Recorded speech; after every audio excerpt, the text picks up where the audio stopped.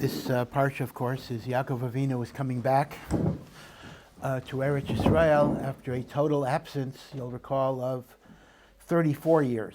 The way it works is that 14 years he was in the yeshiva of Shem and Aver, and then 20 years he was in Lavan's house. 7 years he worked for Leah. He worked for Rachel, but he got Leah. 7 more years he worked for Rachel. And then 6 years he worked to build up his fortune. So that's 20 years, plus the 14 is 34. He'll actually be traveling for 2 years till he sees Yitzchak, but that really comes after Vayishlach. So Vayishlach is after the 20 years. And when he finally comes to Eretz Yisrael, he gets wind that Esav is out to kill him, and Yaakov is very afraid, and he prays to Hashem.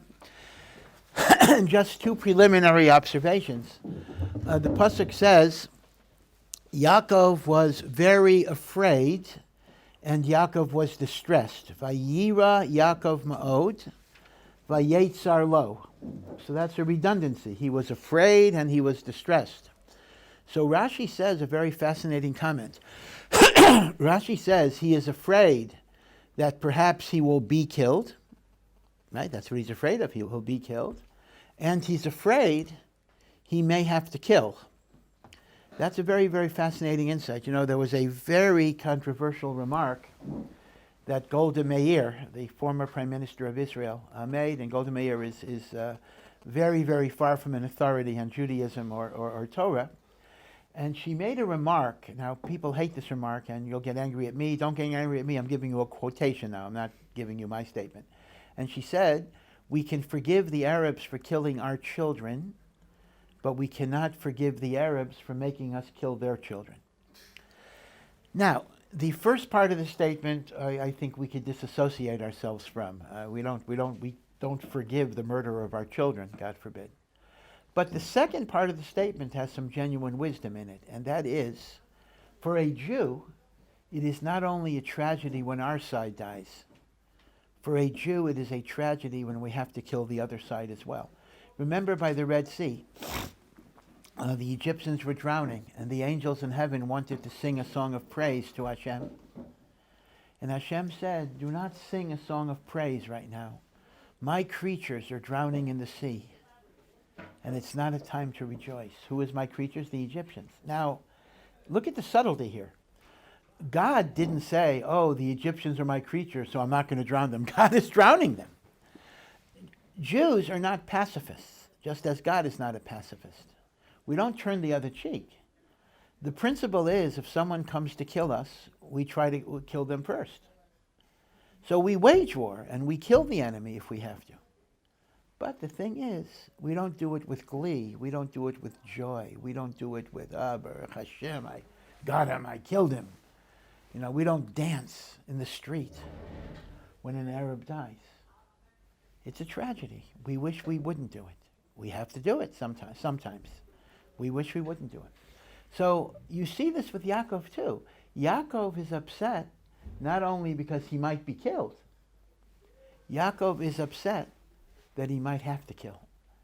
And that shows the Jewish sensibility that we do cherish all life, even the life of those who try to kill us. And we hope and pray that they would do tshuva, that they would come back to Hashem.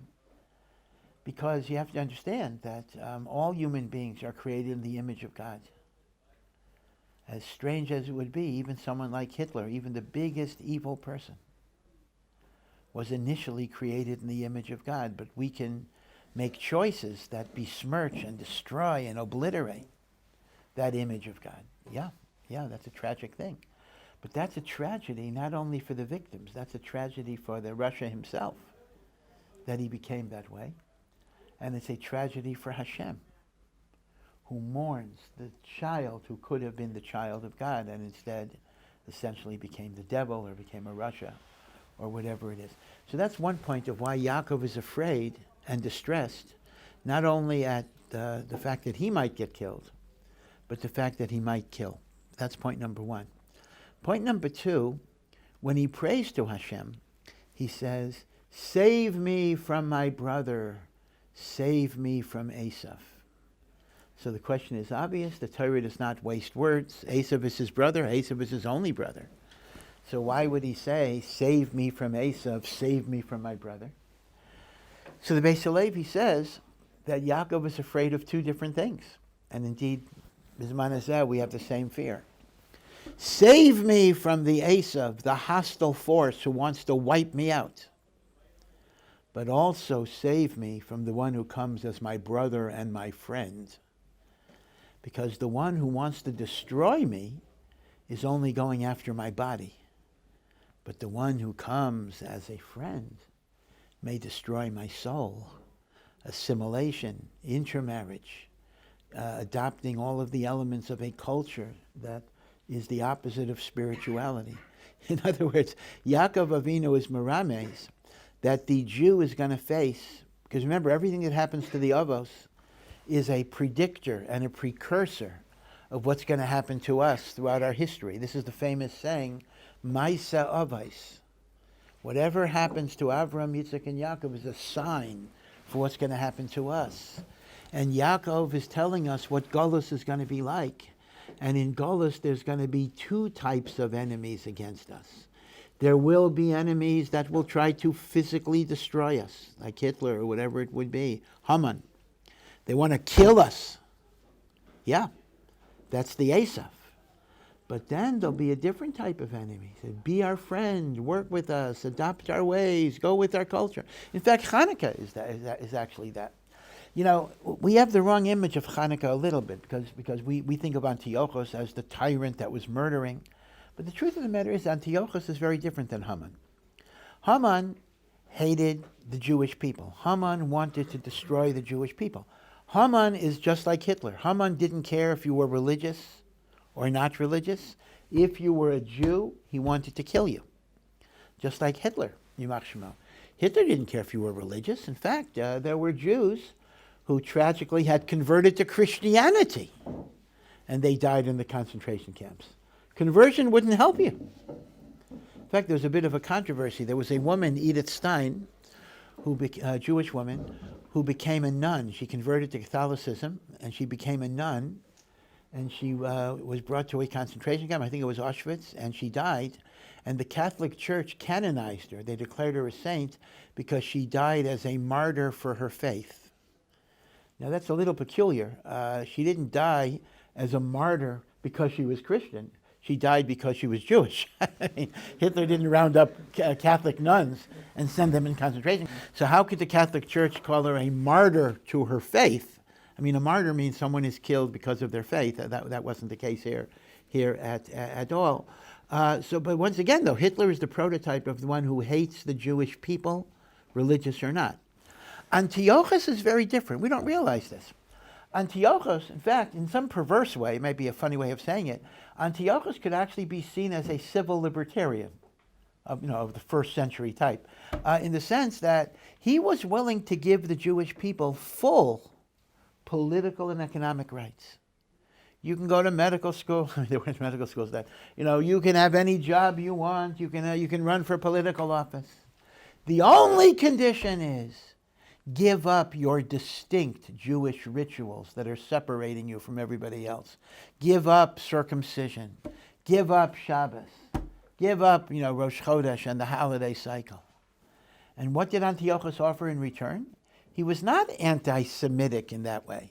Antiochus basically said, if you give up what makes you different, you will be welcome as an equal in our society. That's why I say, in some sense, he was a civil libertarian. He Badafka had no hatred to the Jew, but he wanted the Jews to give up their religion. Now, the truth of the matter is, with Hanukkah, the strange thing was that even before Antiochus, there was what was called Hellenization, where Jews were adopting Greek ways. And Hellenization was very, very successful on a voluntary basis.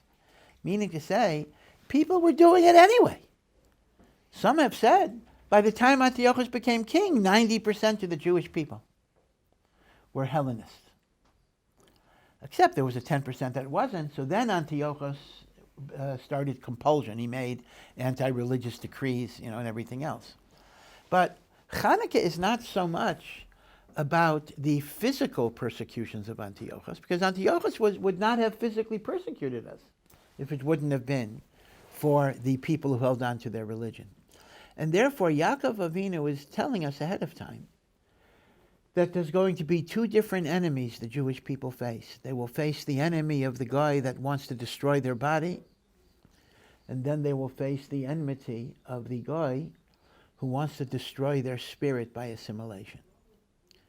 Now, let's consider Western society, the United States, Europe, even Israel from the secular standpoint. Jews are not being physically persecuted. Okay, I understand there's a rise of anti-Semitic incidents. People are bringing that up as well. But generally speaking, I mean, it's still the case, people saying it may change, that in the United States, a Jew does not worry about their physical security. And I know things change, etc. But no, officially at least, there is no persecution against Jews in the United States. So what is the challenge that we face? We face the challenge of assimilation. We face the challenge of intermarriage, which in some places is 7 out of 10. We face the challenge, even if you're a religious person, of assimilating within your personality the values and the mores of a materialistic society. We have to realize this. Assimilation is not only something that hits non-religious people. In other words, a non-religious person through assimilation may intermarry and everything else. All right, so if you're Orthodox, you're not going to do that. But that doesn't mean we're not victims of assimilation.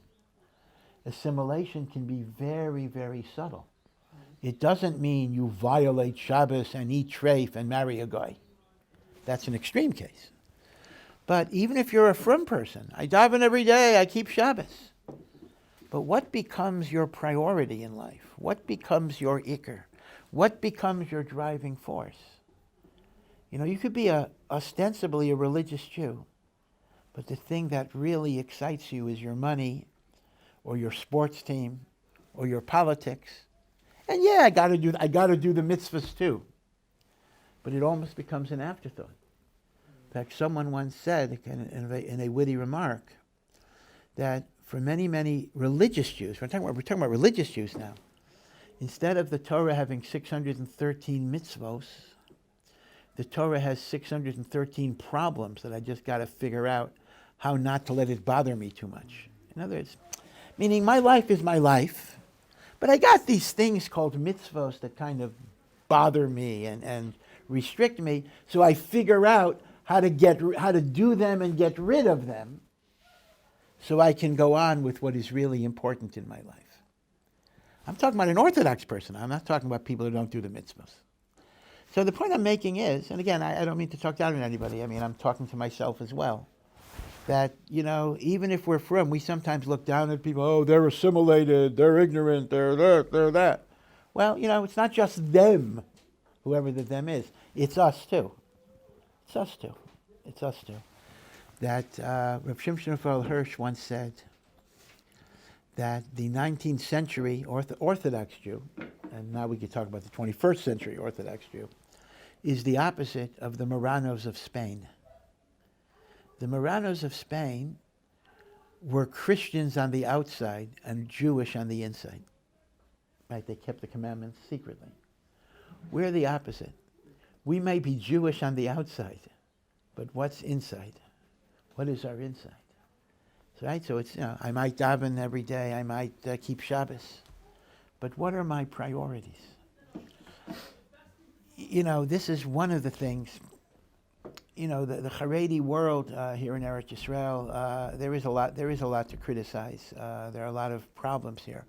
But one of the strengths, one of the good things that you take away that you might not see as much in the United States is the concept of what is the central priority of their lives. Obviously, you see the priority of their lives is not to make money because they don't. It's not, right? Now, we could talk about that. Maybe some other time we'll talk about that. Is that totally the right approach or not? Maybe it's not the right approach. I'm not going to be a defender of everything. But it does mean that their focus is not on the kind of materialism that is so dominant even in the religious world in the United States, other countries, and the like. So one of the things you can gain from Eretz Yisrael, maybe, is a sense of what your priorities would be in life. And that's a very, very important thing, because the point I'm making is assimilation has many guises. For people who aren't religious, it may mean they don't keep Shabbos, they intermarry, okay? But for us, assimilation might be much more subtle. What are our values? What motivates us? I remember years and years ago, I was giving a Daf Yomi shir, and it was late at night, and people were falling asleep. Maybe it was because of the quality of the shir. I don't blame them necessarily, but in the middle of the shir, apparently that night there was the World Series game or something. I think it was the last game of a World Series. I don't remember what year. So somebody, or maybe Super Bowl, I don't even remember, but one of those things, either Super Bowl or the World Series. So people are like asleep. They're really like I'm not really getting any response at all. But all of a sudden, somebody came in and said they announced the score of the World Series or the Super Bowl. And I don't know, it was Techiyas HaMesim. That's why I believe. I believe in Techiyas HaMesim because I saw it with my own eyes, right? People say, how do I know there's resurrection of the dead? I know, because I saw resurrection of the dead. And people got up and they were so excited, so geschmack, right? So what is it, right? Now listen, again, I always want to make a point. I'm not talking down. It happens to be sports is not my Yetzer Hara. Okay. But I like politics a lot. So I would say that the same thing would have happened to me. If somebody would have come in with some political statement, I might have gotten very excited. That's kind of a musser. Why doesn't the Gemara excite me as much as a sports score or a political discussion or whatever it is? Right? What's our priorities? What do we really consider to be important in life, right? These are things to think about, and these are things to work towards. Being a Jew is not only about external behavior, although it is, the mitzvos. It's also about attitudes. It's also about priorities. It's also about emotional connection. What turns you on? What excites you, right? What gives you geschmack, right? What gives you real pleasure in life? In fact, I once heard something, because it really, it was said as a throwaway line. The person who said it didn't even mean to say anything with it. But it impressed me a lot. He was talking about his father. This was a person who was the son, actually he's a Rosh Yeshiva himself, but his father was a very distinguished Rosh Yeshiva who had a lot of things, a lot of responsibilities and kind of nerve-wracking things, a lot of tension in his life because he had responsibility for many, many issues. So he said, whenever his father was so tense and nervous and needed to decompress, he would open up the Gemara and learn. Now, I found that a little striking, that, that you would open up a Gemara to learn because you want to relax. For most of us, learning itself, even if we like to learn, it's kind of a tense activity. And when we talk about decompressing, that normally means getting away from the learning. That's how we normally would define it. Here, the learning was so beloved to him that this was the way he would relax from all of his responsibilities. I thought that's a marvelous idea to kind of internalize, that Torah is so sweet to you that instead of it creating a tension, you actually relax with the Torah, that this calms you down, this takes you away from all of the difficulties in your life. Again, as I say, this was not said as some special maisa that he just mentioned it as a little aside that, my father often is very, very tense, and when he needs to relax, he'll open up a Gemara and learn for a few hours, and that will kind of relax him. And I think that's some midah, and that's some maila that we could try to aspire to in our lives, to have that type of connection to Torah. Okay, so be it as it may, let's go back to Yaakov. So before Yaakov encounters Esav, so the night before, Yaakov goes back. Yaakov had already taken his whole family to across a river, or at least a stream, and Yaakov then realizes he left something behind. He has to go back. Chazal say he left behind some little jars and went back to retrieve the jars. And when he retrieves the jars, he encounters the mysterious man angel who wrestles with him all night. Now, question number one is, why does he go back to retrieve little jars? I mean, it's dangerous. It's the middle of the night. He's all by himself because his whole family and his soldiers and his slaves are already in the new camp. He goes back by himself to retrieve like little things, paper clips, little jars. So the Gemara in Chulin actually says an amazing thing. Tzaddikim have great love for their money and their property, sometimes even more than their bodies. They're willing to put their bodies at risk to get their property back. Huh, that sounds a little odd. I mean, we wouldn't imagine a tzaddik is so greedy. Do you remember? I don't know if you remember that there was a very famous comedian, happened to be Jewish, although he married a guy, Jack Benny. Jack Benny was a very beloved comedian when I was growing up. And he was on TV, but before TV, he was on the radio. He went back to the 1930s and everything else. So, although he was personally very generous, but his comic personality was he always portrayed himself as a miser. That was his shtick, that he was totally wouldn't want to give up a penny. So one of the classic radio shows was, and in radio you don't see the picture, that he's mugged in Central Park, and the mugger says to him, "Your money or your life." And there's a 30-second pause on radio. That's like forever. 30 seconds. Nobody says anything. And then Jack Benny says, "I'm thinking about it. I'm thinking about it." The money is more than his life and the like. But we wouldn't associate that with the tzaddik. Why would a tzaddik care more about his money than his body? So the Meforshim say a very beautiful thing. A tzaddik understands that every single thing Hashem gave him can be used for good. And not only that, he realizes that if he couldn't use it for good, Hashem wouldn't have given it to him. In other words, if I have 2 pens, if Hashem gave me 2 pens, it's not that 1 pen is extra. There's a reason why I have 2 pens. Maybe it's to lend it out or whatever it is. So to simply waste it, to simply throw it away, you're not using what Hashem gave you. You see, this is very important, when you look at your possessions only in terms of physical gashmias, so you could say, I have extra stuff, I have more money than I need, I have more cars than I need. But I hear about people that own 20 cars. Why on earth would you own 20 cars? I don't even understand what that means. Why do we need 20 cars?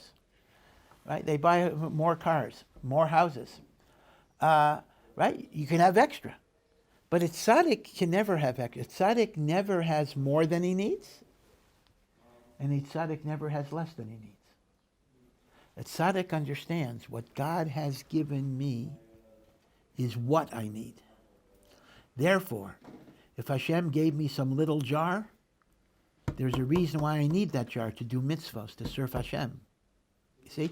So it's not that the tzaddik is selfish. The Gemara doesn't mean, a tzaddik is so selfish, he wants his money. For carrot, he may use his money to help other people. That may be what he'll do, but there has to be a purpose for it.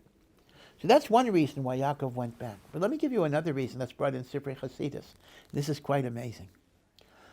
The little jar that Yaakov went back to get was a very special little jar that was handed down all the way from the time of Noach. And what happened? Towards the end of the year where Noach was on the ark, and Noach wanted to see if the land was dry, so you recall he sent out a raven to give him a report, and then he sent out 3 doves. Dove number 1 came back right away. In other words, there was no place to land. Dove number 2 came back with a branch, or at least a twig, of an olive tree with some leaves, and that indicated that trees are beginning to grow. And dove number 3, you'll recall, didn't come back at all because it already had a nest. Now, it is brought down that when dove number 2 came back with the twig of the olive leaves, there were some olives on that branch as well. And Noach took those olives and he squeezed the oil and he put it into a special jar as a remembrance of Hashem's kindness in rebuilding the world after the flood. And that was kept as souvenir oil that was passed down from father to son. And eventually Shem was the righteous son, and through Shem to Avraham, to Yitzchak and Yaakov. The word pach means a little jar of oil. And when Yaakov had forgotten that pach, he wanted to retrieve it because that was the sign of divine blessing. And it is said that that pach eventually resurfaced in the Hanukkah story. That the pach HaShemen that was sealed with the seal of the Kohen Gadol, which there was only enough oil to burn for one day, and the oil burned for 8 days, was none other than the pach that Yaakov Avinu went back to get, which is the pach that Noach squeezed the oil. Pach just means an earthenware jar. Squeezed the oil into that pach, right? So that's kind of a miraculous oil that goes all the way back to the rejuvenation of the world after the Mabul. Very, very, very amazing. So according to that, it's not simply another jar that Yaakov wanted. He very much wanted to have that oil with him. Okay. So Yaakov goes back for the oil, or for the jar, and all of a sudden he's wrestling with a person all night. Angel, all night. And sometimes Yaakov is on top, and sometimes the angel is on top. And then comes the morning, and the angel says, "Let me go." And Yaakov said, "I will not let you go unless you bless me." And the angel said, "Your name shall no longer be Yaakov," which means the heel. Your name will be Yisrael, which means you have triumphed with God against the negative forces. Now, Yaakov does have both names, Yaakov and Yisrael, but so when the Torah says, your name shall no longer be Yaakov, it doesn't mean Yaakov is superseded. Unlike Avram. Avram's original name, Avram, is no longer used. Sarai's original name, no longer used. It's Avraham and it's Sarah. With Yaakov, however, we do use both names. In other words, when the Torah says your name shall be Yisrael, it means that shall be your additional name, Yisrael. Okay, so who was this mysterious man? This mysterious man is said to be the guardian angel of Esav. Chumash doesn't say this, but this is how Chazal understand it. And the message here is that the night before Yaakov encounters Esav in the flesh, he must encounter Esav in the spirit. And the overall message the Sefer HaChinuch tells us is a very beautiful message. Because again, we're going with this very central idea.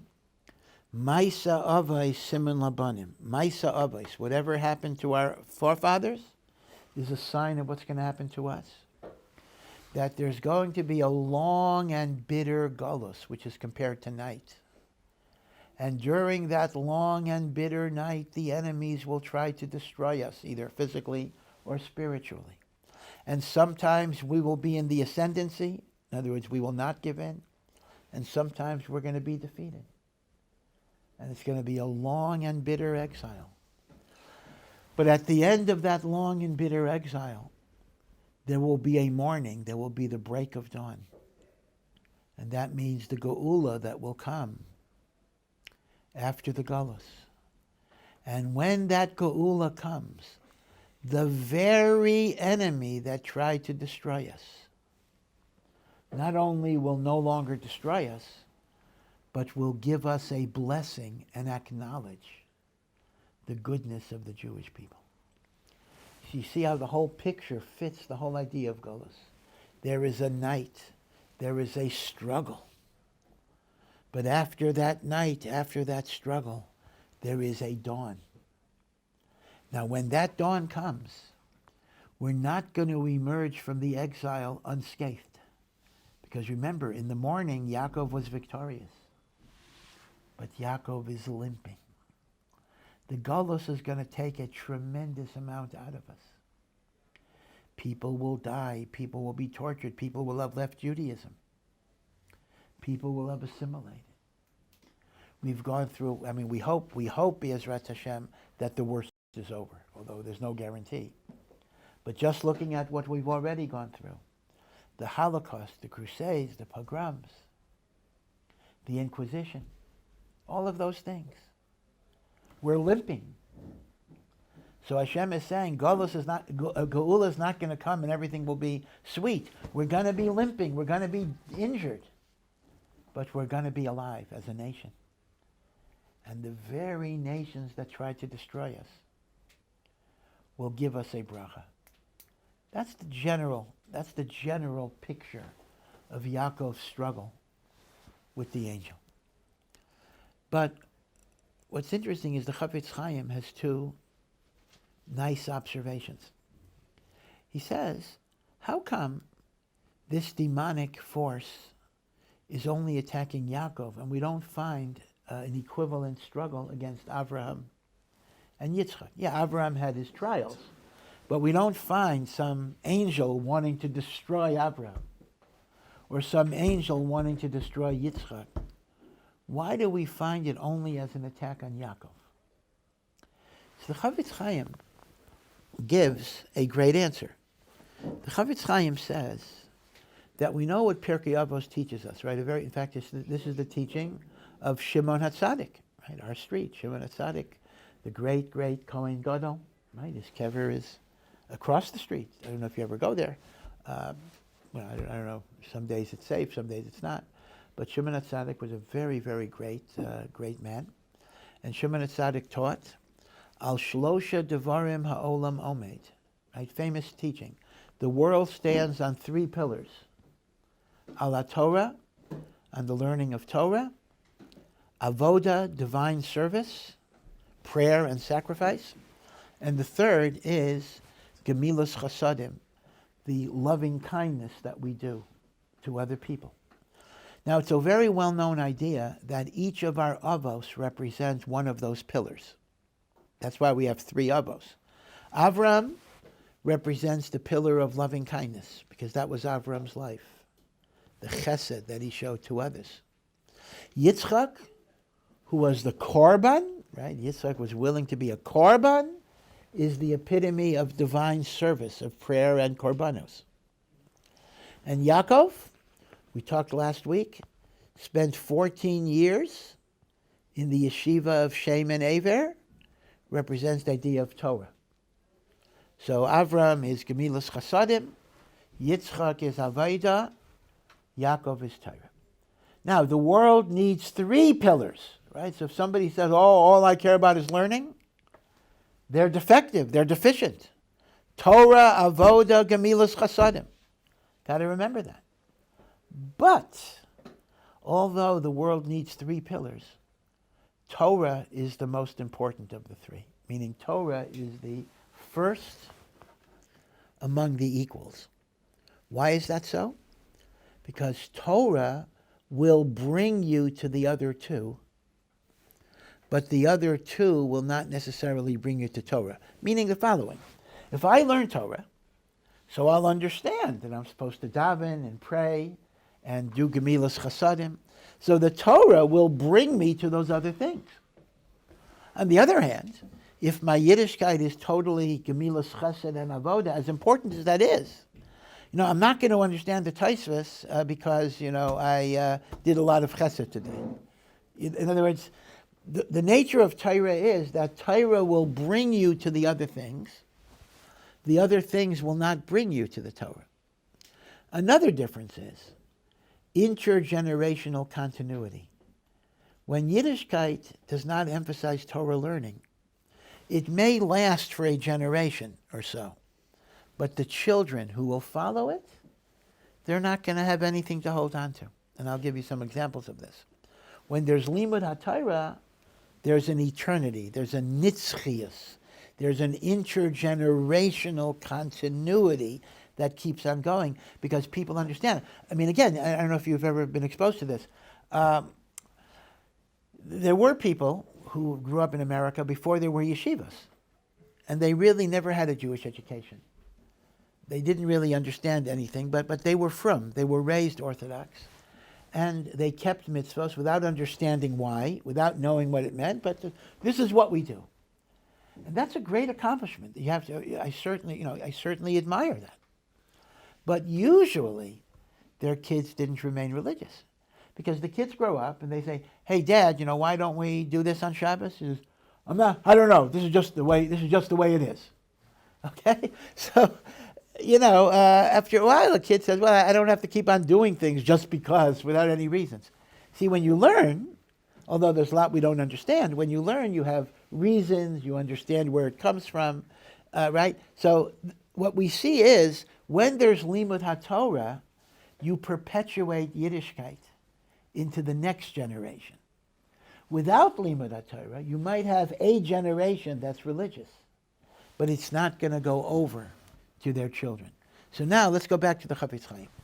The Chafetz Chaim says, the angel of Esav is symbolic of the Yetzer Hara, the powers of evil, the Sitra Achra, the Satan, all the bad stuff is in the angel of Esav. But the angel of Esav is a strategic thinker. By that I mean, he's perfectly willing to let us do mitzvos as long as in the long run he knows he's going to win. The Yetzer Hara says, all right, in the short run, let them do their stuff. I'm going to get them at the end.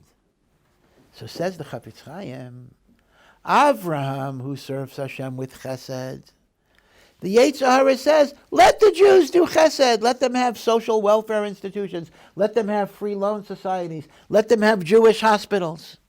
Yeah, let them do all that good stuff because I know in a generation it's not going to last.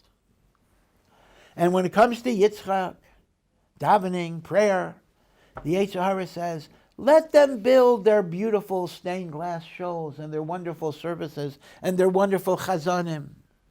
Let them have a few years of that, because that's not going to last.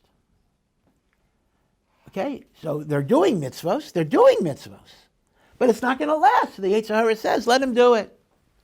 But with Yaakov, who represents the power of Torah, that the Yetzer Hara has to fight. Because once you bring in the power of Torah, you're going to have eternity. Eternity, he's not going to let me have. He's going to try to beat me up and destroy me. The truth of the matter is, certainly this is the history of American Jewry. Before, yeshivos, again, I'm simplifying, and I know people listening, Torah Anytime will send me corrective. I know that there were yeshivas before World War II. I'm certainly aware of it, and the like. But by and large, the great growth of yeshivas and day schools in the United States is after World War II, under Rav Shraga Feivel Mendlovich, under Rav Aaron Kotler, and the like. And the Yiddishkeit before then, there were Orthodox Jews, but it was not based on Torah learning. And as a result, the children of many of them left Yiddishkeit totally. And the great, magnificent shoals of stained glass that I remember from my youth are today churches. I don't know if you go into any inner city of a major city in the United States, whether it's go into Harlem, if you want to go into Harlem, it's not always so safe, go into parts of Chicago, and you will see beautiful, beautiful buildings that are churches. But you will notice in some of those churches the Ten Commandments engraved in Hebrew. Mm-hmm. And basically what it was, unfortunately, these were shuls. Now, halachically, it was not proper to sell it to a church. A million questions. But l'maisa, that's what people did. Because who's going to buy, who's going to buy a show that's no longer a show? Generally speaking, it would be a church. The shows that I grew up in are now, some of them are now churches and the like. When there's no Torah education, there's no continuity. Now, the Chafetz Chaim makes a final point, though. He says, the angel of Esav wanted to destroy Yaakov because Yaakov represents Torah, okay? He didn't win. That's very important, because Hashem is telling us there will always be Torah learning among the Jewish people, no matter what. Even if we have to starve, even if we live in poverty, there will be Yidden learning Torah. That's Yaakov's victory here. But Yaakov did have a partial defeat. Yaakov is limping. So the Chafetz Chaim brings from the Zohar that what happened with the limp? His thigh was dislocated. The thigh supports the body when you stand. So the thigh represents those who support Torah. And the angel of Esav did have a partial victory. He could not destroy Torah from the Jewish people. But he said that the support of Torah is always going to be limping. No matter how much money there is in the world, those who learn Torah and those who teach Torah and the yeshivos will always be struggling for money. That comes from the angel of Esav. That is what the angel of Esav won by striking Yaakov in the thigh. Ad kedei kach, that the Chafetz Chaim used to say, any yeshiva that does not have financial problems, one must doubt whether it's authentically a good yeshiva. Because if it was really a Makom Torah, they would be struggling for money. Okay, so I like to always remind Or Sameach Talmidim that you have a wonderful, wonderful yeshiva, based at least, well, we have other reasons too, but based on the Chafetz Chaim's test, we pass with flying colors. So a person might say, oh, so why should I give money to a yeshiva? You're supposed to be poor. You're supposed to, that, right? Well, the answer is, a curse is not the same as a mitzvah. Let me give you a mashal to this. Chava was cursed after the sin of the Eitz Hadas, that she will give birth in suffering. Right? The Torah says you will give birth in suffering. Now, when anesthesia was developed for childbirth in the 19th century, there were Christian theologians who said a woman is not allowed to take anesthesia because that takes away the suffering, and she's supposed to suffer. All of these theologians were men. They were not women. Now, what does Judaism say about that? So this is a very important distinction. A curse is not a mitzvah, it is just a propensity. God did not command Chava, I am commanding you to suffer. It's not a mitzvah. God is simply saying the nature of the world will be such that childbirth is a painful experience. That's the teva I'm giving you. But that doesn't mean you can't take steps to minimize the suffering. You see the difference? A curse is an identification of the nature of the world. But it is not a commandment by Hashem that you have to suffer. So the same thing is exactly the situation with Esav. Through the victory of Esav, it is going to be the nature of things that Torah is going to have a hard time to be supported. That's the nature of it. But we, in turn, have a responsibility to the best of our abilities to try to build up Torah. In other words, it's not a command. Hashem is not saying, I command you that yeshivas should financially struggle. It's not a mitzvah. It's just the way it is. And then that creates a responsibility on our part. Okay, so Be'ezras Hashem, we should be zocheh to both be learners of Torah and supporters of Torah, and have a good Shabbos, good week.